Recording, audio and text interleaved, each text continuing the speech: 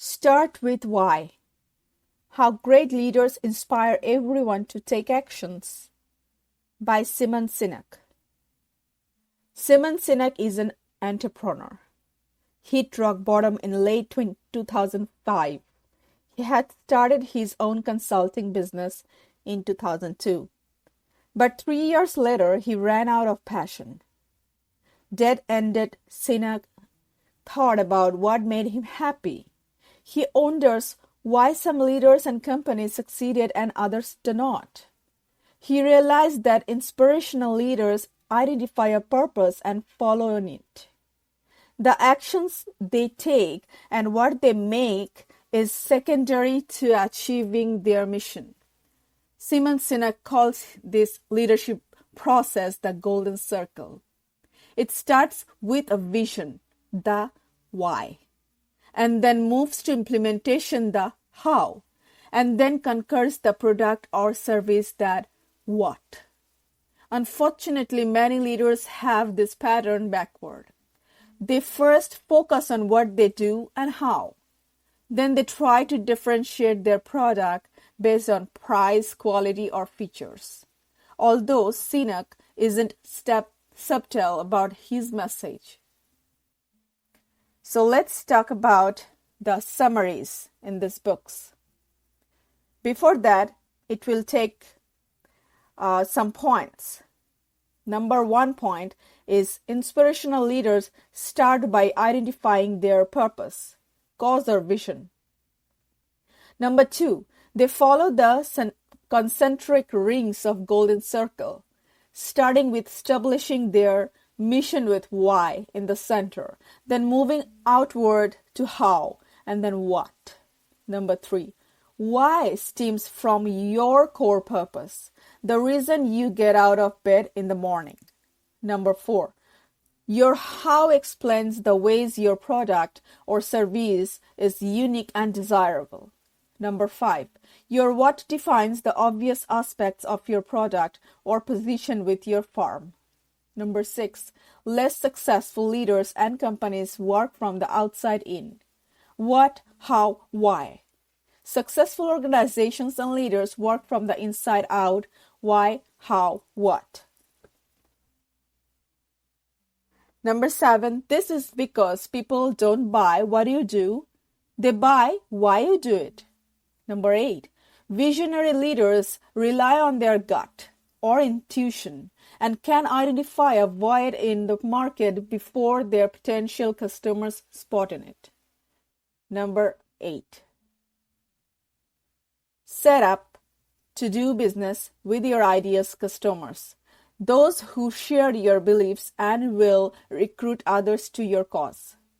New hires who share your passions are good fits and will be your best employees and your company's future leader. Now, inspirational leadership. Regardless of size or industry, great leaders know the reasons that they do whatever they do.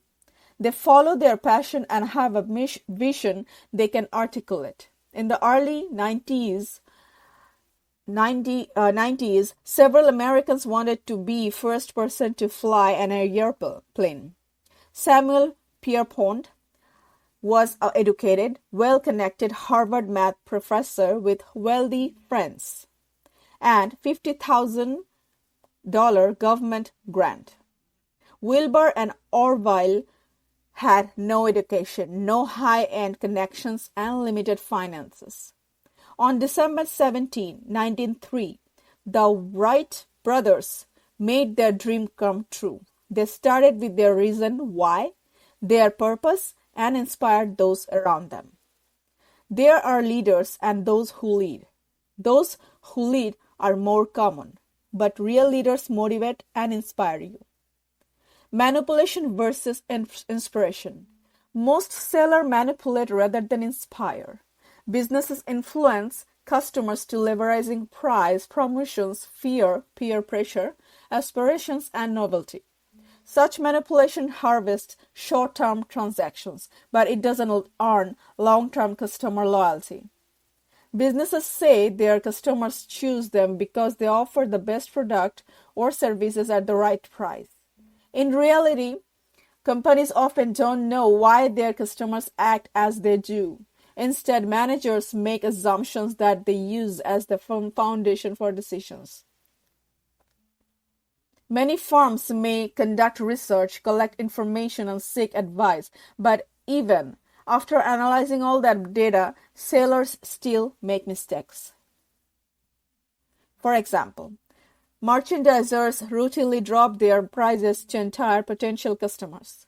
Once customers get accustomed to paying reduced prices, they don't want to pay the full price, which cuts profits. Some firms offer promotions instead of cutting prices, such as 2 for the price of 1 or buy X, get Y free.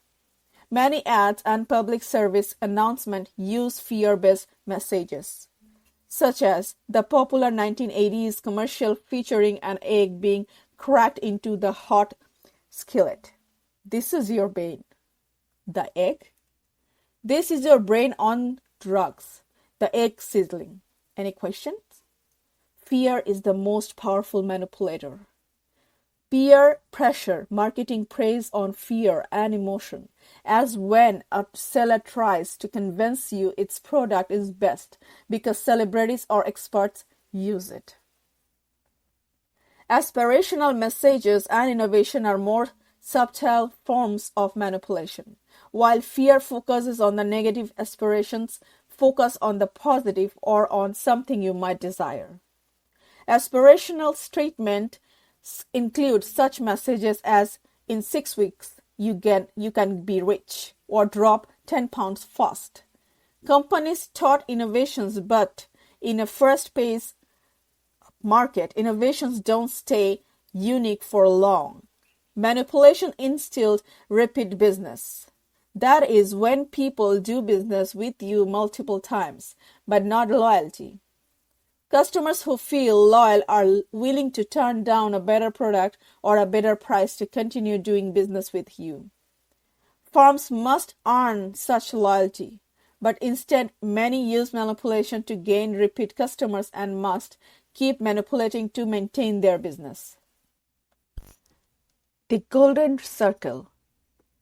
Great leaders follow a pattern called the Golden Circle, like a target. The Golden Circle starts with a small bull's eye, with Y in the center, surrounded by a larger circle marked how, and then surrounded by the biggest circle labels what. Most individuals and companies can define what they do. They can usually articulate how they do it and the elements that differentiate them from their competitors. However, only a select few can identify their why. Here is a quote from this book. There are only 2 ways to influence human behavior. You can manipulate it or you can inspire it. When it comes to marketing, most companies pursue the standard what, how, why approach. They should reverse the order, explaining first their why and their how, and then their what. For example, if Apple were a typical company, its ad might read, "We make great computers. They are beautifully designed, simple to use and user-friendly. Want to buy one?"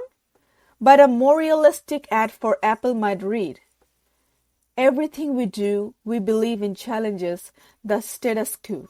We believe in thinking differently.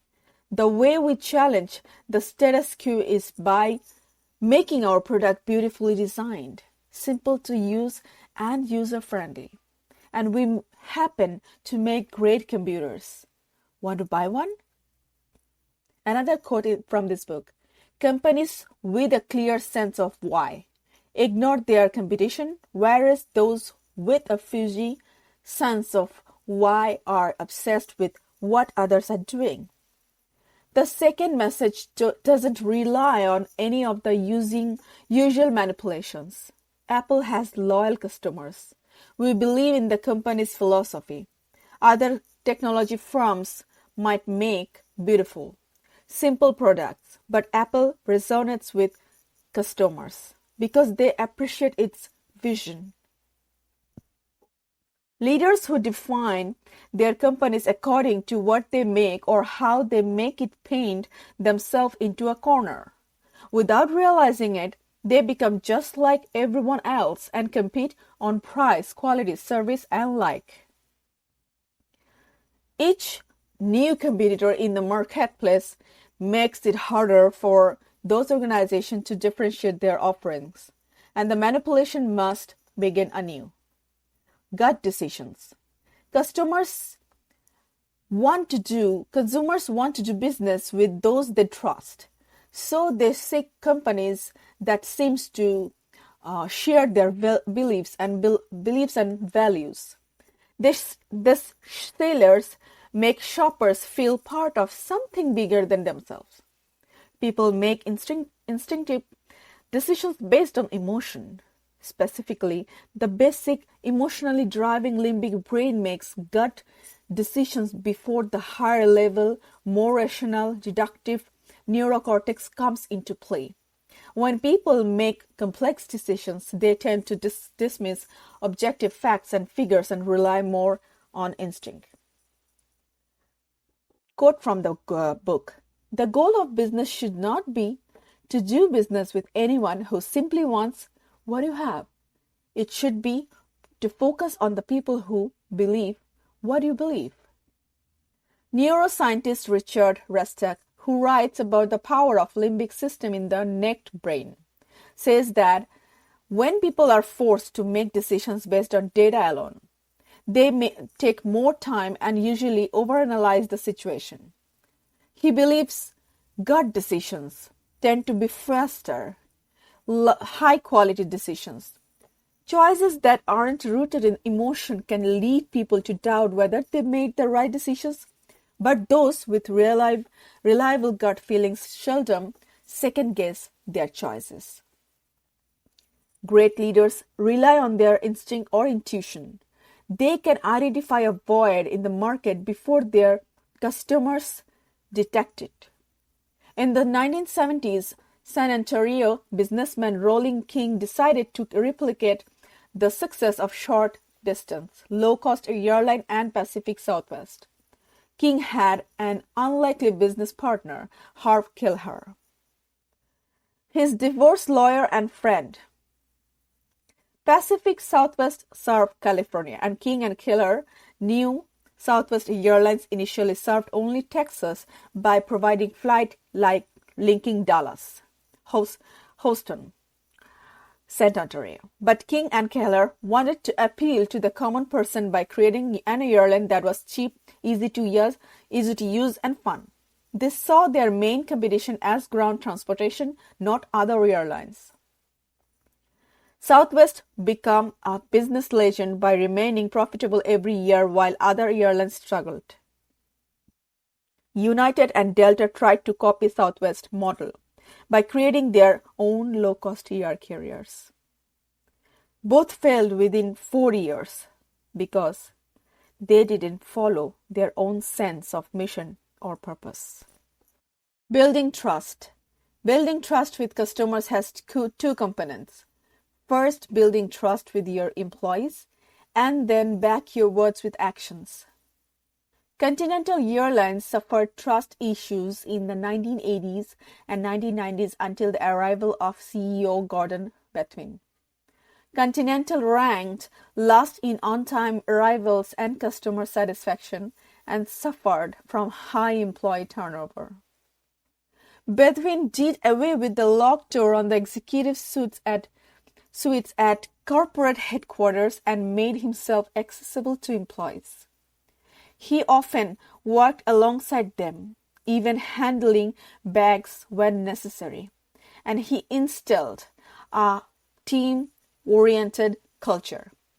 Between set out to fix Continental's abysmal on-time performance record, which was costing it $5 million a month in extra expenses. He offered every single employee $65 each month that the airline ranked in the top 5 for on-time performance. He sent these checks separately from regular paychecks to underscore his message. People perform at their best when they're part of a culture that fits their values and beliefs. Great leaders find good matches and hire people who believe in the company's cause and purpose. In 1914, Englishman Ernest Skeleton set out to cross Antarctica frozen terrain and reach the South Pole. Winter came early, and he and his crew became trapped in ice for 10 months. Skeleton and some of his men traveled 800 miles in small lifeboats to bring help to the rest of the crew. Nobody on his crew died or tried to overthrow his leadership. Why? Skeleton hired the right people. His newspaper ad read, "Men wanted for hazardous journey. Small wages, bitter cold, long months of complete darkness. Constant danger, safe return doubtful. Honor and recognition in case of success." Skeleton found people perfectly suited to the job at hand. They found that every company wants and needs good fits. Finding your true believers. Your true believers are out there. You just have to find them.